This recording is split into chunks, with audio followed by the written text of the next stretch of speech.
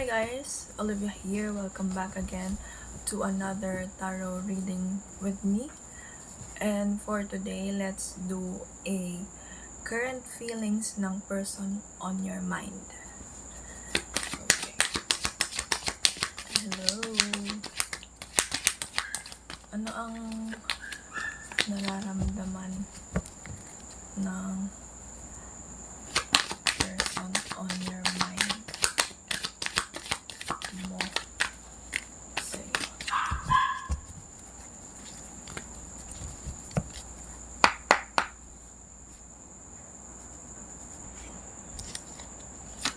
Current feelings ng person on your mind sa'yo. I'm seeing in my mind yung maybe ikaw or ang person mo ay mahilig doon or gusto mong mag-aral ng piano lessons. First card, we got 9 of Pentacles. Current feelings ng person on your mind. Where are you? Current feelings ng person on your mind for you. Let's see. But before we proceed, check my social media. Lahat ng social media platform ko is nasa description ng video ito. And you can also visit my link. Yung nasa main account ko. Andun lahat ng mga services ko. Meron din ako nakikita incoming messages. Pwedeng bigla ang mag-message sa'yo to. Kumustahin ka?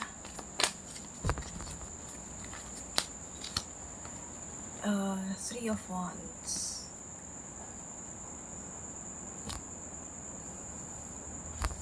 Okay. Next, 7 of Cups. And 8 of Swords. We have the World card.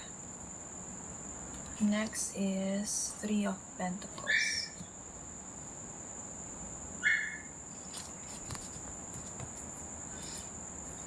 We have here unang mensahe na nakita ko dito. This person still, meron pa rin naman siyang nararamdaman for you. I can still feel that intuitively, but this person is analyzing everything yung nararamdaman niya for you. Some of you here, naipit kayo or nasa third party situation. Pero kahit na hindi na kayo ganon ka-active in terms of communication ng person mo, you still have feelings for this person. And ganon din naman yung person mo. Andito pa rin naman yung nararamdaman niya for you. But again, there's an absence of communication. Walang pag-uusap dito. Pero ayun nga, ang nararamdaman ng person mo sa'yo ay still active pa rin. Pero ina-analyze niya kung dapat pa bang mag-take actions dito.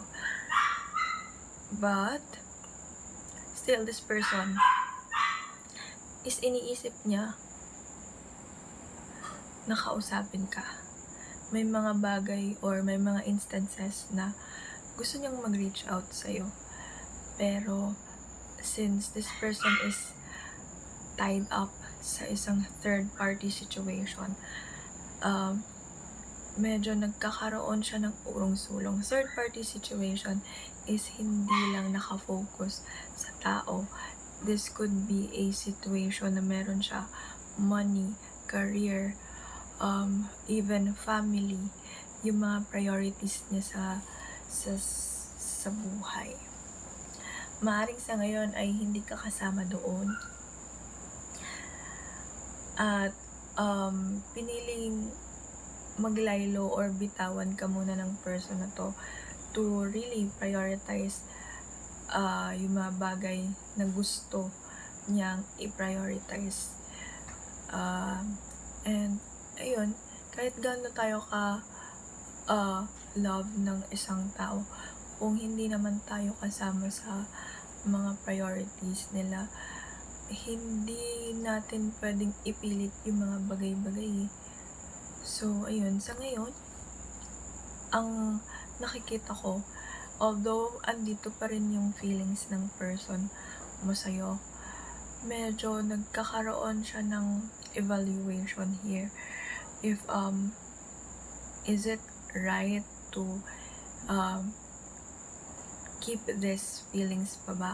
To make these feelings as one of the things na dapat pang ipagpatuloy. Meron din ako nakikita dito that this person is trying to be open sa mga taong comfortable siya. Kasama na dito yung friends niya, yung common friends ninyo. Pero, ayun. So, ayun. There's also a lot of distractions na nagaganap surrounded by this person. Sobrang mas nagiging focus niya yung mga distractions kaysa sa relationship ninyo. And yeah, this is our current feelings ng iyong person on your mind reading. If you want more reading, just follow all of my social media accounts for updates.